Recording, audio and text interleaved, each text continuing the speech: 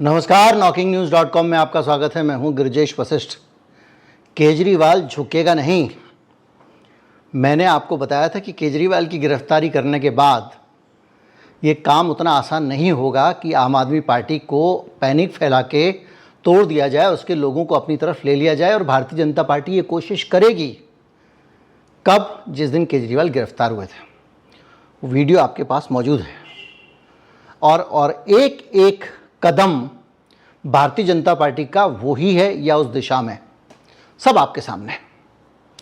और आज भारतीय जनता पार्टी के बहुत बड़े खेल को सुप्रीम कोर्ट ने खराब कर दिया।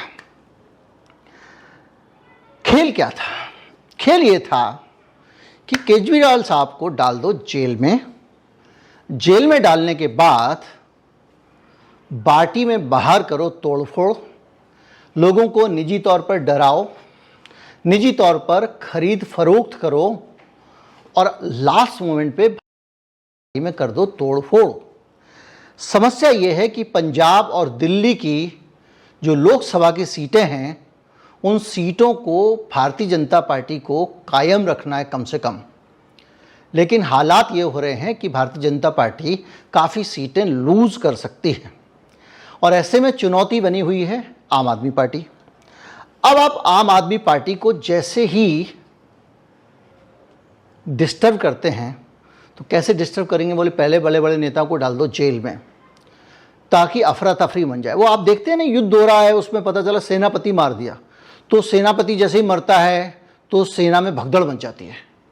तो ऐसे ही आम आदमी पार्टी में भगदड़ मचा देंगे और जैसे ही भगदड़ मचाएंगे बस काम हो गया, पार्टी खत्म। कई नेताओं को, जिन लोगों के अंदर थोड़ा जनाधार वगैरह है, उनको कहेंगे आ जाओ वॉशिंग मशीन में। ये प्लान था और उसी डायरेक्शन में काम चल रहा था। तो मैंने आपको क्या कहा था? मैंने कहा था ये प्लान कामयाब नहीं होगा। क्यों नहीं होगा? क्योंकि आम आदमी पार्टी अकेली इस पूरे सिनेरियो में कैडर बेस्ड पार्टी है। वामपंथी पार्टियों को छोड़ दें। बीजेपी भी कैडर बेस्ड पार्टी होने के बावजूद उतनी बड़ी कैडर बेस्ड पार्टी नहीं बची है, क्योंकि भारतीय जनता पार्टी में धीरे धीरे करके जो आयातित मटेरियल था, जो अपॉर्चुनिस्ट मटेरियल था, जो अवसरवादी लोग थे, मौका परस्त लोग थे, वो लोग हावी हो गए सिस्टम पे। जो लोग ज्योतिरादित्य सिंधिया के समर्थक हैं, वो किसी भी लिहाज से जो उनका भारतीय जनता पार्टी का मूल कार्यकर्ता है, उससे ज़्यादा वफादार नहीं हो सकते। लेकिन जब ये लोग हावी हो जाएंगे सब जगह, तो निश्चित मान के चलिएगा कि आपका कैडर बेस कमज़ोर हुआ है। अगर मोदी जी कल के दिन गिरफ्तार हो जाते हैं, ऐसा कमिटमेंट नहीं दिखेगा जो आम आदमी पार्टी में दिख रहा है। देश के कोने कोने में प्रदर्शन हो रहे हैं, अभियान चल रहा है, प्रचार अभियान चल रहा है। और रामलीला मैदान की इतनी बड़ी रैली हुई, कहा जा रहा है कि इसको ऑर्गेनाइज ही आम आदमी पार्टी के लोगों ने किया, सौरभ भारद्वाज और आतिशी वगैरह ने। तो ये जो सीन है, इसमें अब और भी चीज़ें निकल के आ रही हैं। जैसे आतिशी ने साफ साफ कहा कि उसको ऑफर दिया गया कि भारतीय जनता पार्टी में आ जाओ वॉशिंग मशीन में। सौरभ भारद्वाज को ऑफर दिया गया और जो टाइमिंग है, इनको ऑफर देने से पहले ईडी के जरिए एक बयान दिलाया गया कोर्ट में कि अरविंद केजरीवाल ने इन दोनों को नेम किया और ये कहा कि घोटालेबाज, जिन लोगों को घोटाले का आरोप लग रहा है, वो लोग आके इन दोनों से मीटिंग करते थे, मुझसे नहीं करते थे, मैं तो सीएम हूं। और इसको मीडिया में इस तरह से पेश किया गया कि केजरीवाल ने इनको फंसाने की कोशिश की है। यानी एक साइकोलॉजिकल वॉर गेम कि इन लोगों को, दोनों को लगे, कोई देखा ये दोनों आगे आगे चल रहे हैं, यही पार्टी संभाले पड़े हुए हैं, सारे बड़े नेता अंदर चले गए हैं, तो हम ऐसा क्यों ना करें कि इन दोनों को मिला लें। और इन दोनों को मिलाने के लिए ऐसे तो आएंगे नहीं, तो इनको डराओ फिर लालच दो। आतिशी ने खुलासा कर दिया और डराने वाला मामला आपके सामने आ गया। पुराना कभी स्टेटमेंट केजरीवाल का कोई था, उसी को निकाल लिया और कोर्ट में बोल दिया।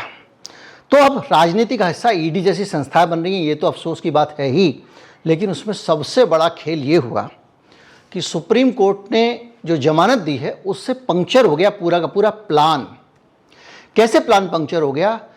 आम आदमी पार्टी के सबसे ज़्यादा फायर ब्रांड और वोकल सांसद संजय सिंह बाहर आ गए, उनको जमानत मिल गई। उनके खिलाफ कुछ भी नहीं मिला, 6 महीने से उनको बंद करके रखा हुआ था। और दूसरा, गोपाल राय जो बीमार रहते हैं, व्हील चेयर पर चलते हैं, रैली के दिन आपने देखा होगा कि क्या कमिटमेंट था, क्या जोश था, क्या गुस्सा था। तो अब जो तोड़ने की बात चल रही थी और ये था कि आम आदमी पार्टी को अफरा तफरी कर देनी है और जो 2 विकेट दिख रहे थे इसको ले लो बस तो पूरी टीम जीत जाएगी, वो दोनों विकेट तो उखड़े नहीं। संजय सिंह भी बाहर आ गए और संजय सिंह के बाहर आने का मतलब ये है कि अब आम आदमी पार्टी ज़्यादा पावर के साथ लड़ेगी, ज़्यादा कमिटमेंट के साथ लड़ेगी। संजय सिंह का बात करने का तरीका, भाषण देने का तरीका मायने रखता है। वो प्रेस कॉन्फ्रेंस करेंगे, उसका मकसद होगा और चुनाव में संजय सिंह के बाहर आकर प्रचार करने का एक अलग ही मतलब है। और ये एक तरह से पूरा का पूरा गेम प्लान जो था बीजेपी का वो फुस हो गया।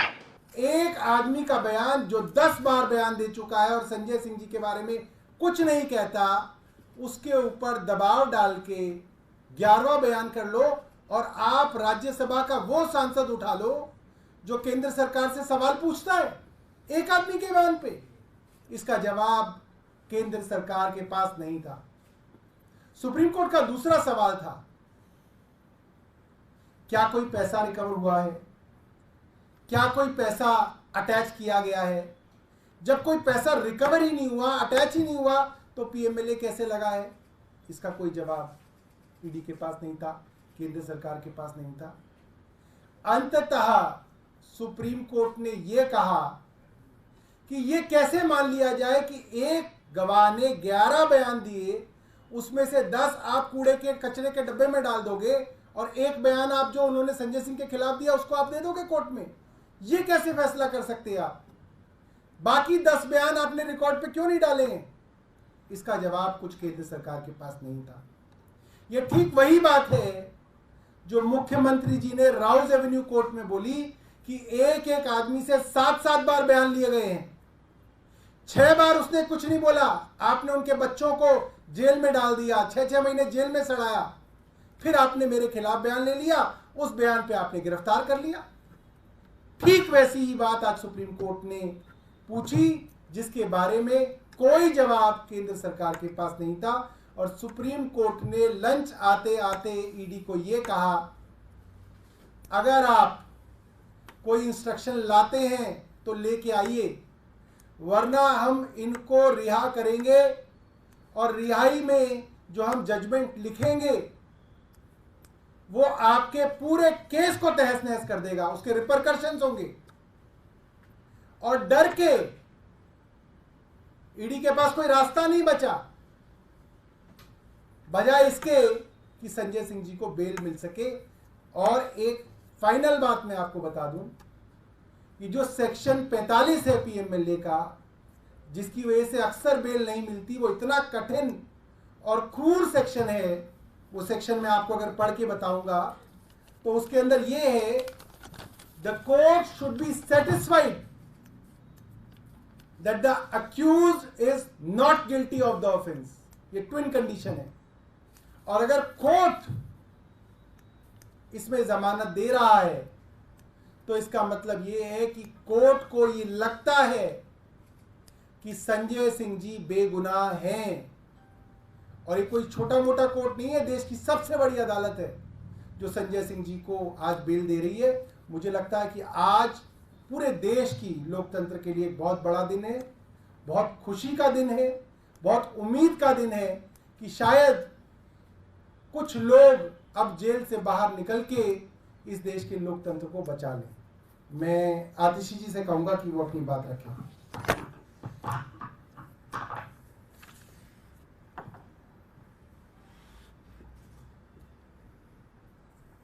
आज संजय सिंह जी की जमानत ने साबित कर दिया कि आखिरकार जीत सत्य की ही होती है।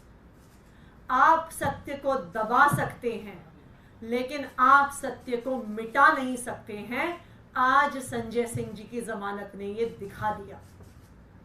हमने देखा कि किस तरह से पिछले 2 साल से एक एक करके आम आदमी पार्टी के नेताओं को झूठे केसों में गिरफ्तार किया जा रहा था, फंसाया जा रहा था।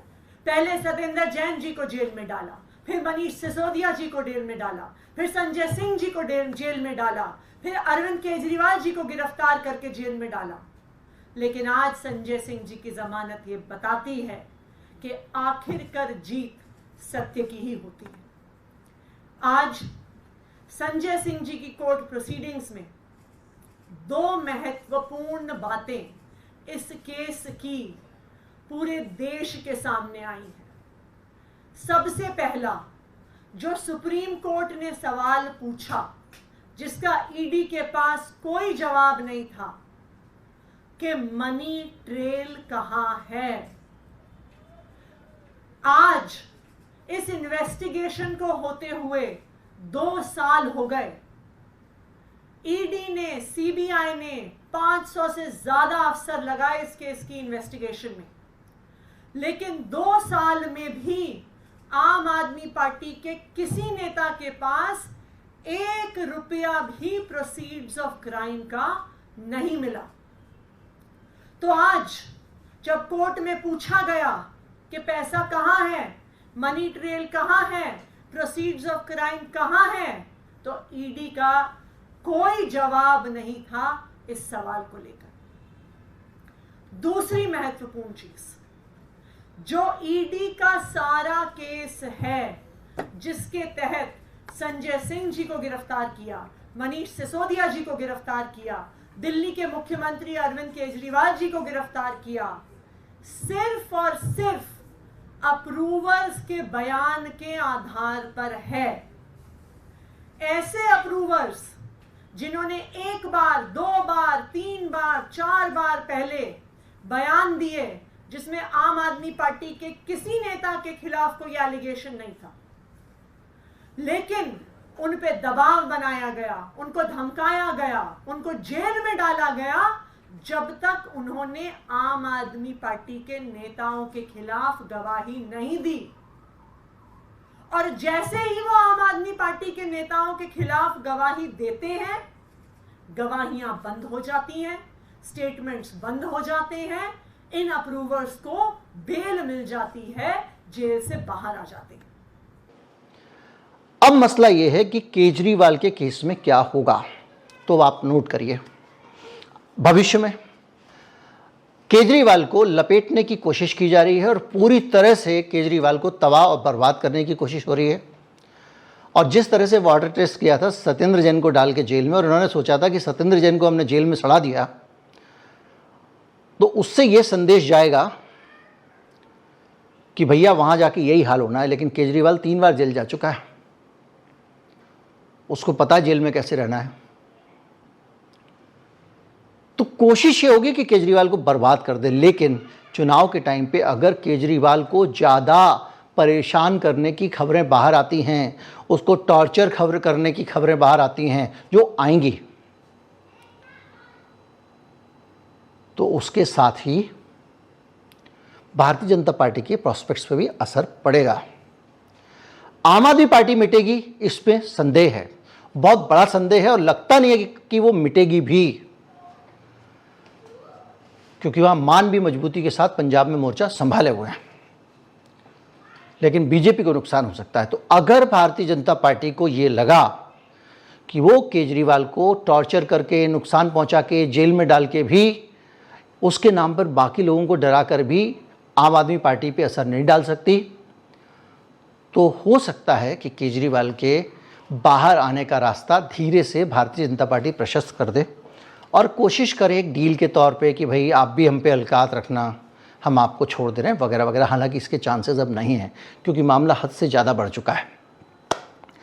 याद कीजिए राहुल गांधी के साथ जब पूछताछ हुई थी, सब कुछ हुआ था नेशनल हेराल्ड केस में, उसके बाद राहुल गांधी निश्चिंत होकर निकल गए, देश भर की यात्रा की, सब कुछ किया। तो ये भी हो सकता है कि केजरीवाल को भी इस तरह की छूट मिल जाए, ये असेसमेंट करते हुए कि इनको अंदर डालेंगे तो बहुत बुरा असर पड़ जाएगा। इसीलिए कांग्रेस पार्टी के खाते भी सील कर दिए और एक राहत भी इनकम टैक्स डिपार्टमेंट ने दे दी, जाके कोर्ट में बोल दिया कि ना हम इनके ऊपर कार्रवाई नहीं करेंगे। जब पैसे ही छीन लिया तो कार्रवाई तुम आगे करो ना करो। तो बहरहाल जो सीन बन रहा है वो ये बन रहा है कि पार्टी जो है वो पूरी तरह से प्रभाव में है केजरीवाल की। केजरीवाल फोबिया हो गया है और इसके साथ साथ एक बहस और खड़ी हो गई है कि जिस कानून के तहत पीएमएलए के तहत केजरीवाल को गिरफ्तार किया गया है, क्या वो कानून गलत है? वो कानून जो बनाया गया था जिसमें बीजेपी सरकार ने संशोधन किया था, वो कानून किस तरह से लोकतंत्र के खिलाफ है, मानवाधिकारों के खिलाफ है और भारत के संविधान की मूल भावना के खिलाफ है। निश्चित तौर पे अब अगला कदम उस कानून को जिसको दांत और नाखून दिए गए हैं उनको छीनने का होगा और लोग उस पर काम करेंगे। जो नई आईपीसी सीआरपीसी आई है, इसको भी दिमाग में रख लें। आने वाले समय में हमारे और आपके सब के लिए ये मुसीबत बनने वाली है, क्योंकि 90 दिन की रिमांड अभी 15 दिन ले सकती है पुलिस रिमांड, फिर 90 दिन रिमांड लेगी, मतलब आपको 90 दिन की हिरासत पुलिस को मिल सकती है अदालत से। तो मुझे ऐसा लगता है कि ये जो कदम है ये काउंटर प्रोडक्टिव होने वाला है। ये एक ऐसा कदम है जो आत्मघाती कदम है और ये बीजेपी की राजनीति को बहुत नुकसान पहुंचाएगा, चाहे वो कांग्रेस पार्टी के खातों का मामला हो या केजरीवाल का मामला हो। क्योंकि जो मोदी जी दावे के साथ कह रहे हैं कि मेरी गारंटी है भ्रष्टाचारियों को जेल में पहुंचाऊंगा वगैरह वगैरह, उस गारंटी में मोदी जी की अपनी भी ईमानदारी संदिग्ध हो गई है इलेक्टोरल बॉन्ड आने के बाद और दूसरे मसलों से, भले ही मीडिया कितना छिपा ले इसको। तो अब मोदी जी भी संदेह के दायरे में हैं। मोदी जी को भी बराबर का ही बेईमान और चोर समझा जा रहा है। तो ऐसी स्थिति में अगर वो ये समझे मैं सबको जेल में डाल दूंगा तो लोग समझ रहे हैं कि भाई गड़बड़ में इसमें जेल डाल के फ़ायदा क्या है, इससे तो आप मजबूत हो जाओगे। तो ये भी जो कदम है ये उल्टा पड़ने जा रहा है और इससे नुकसान होगा भारतीय जनता पार्टी को। उम्मीद करता हूँ वीडियो आपको अच्छा लगा होगा। अच्छा लगा हो तो साझा करें, दोस्तों तक पहुँचाएं। नमस्कार, जय हिंद।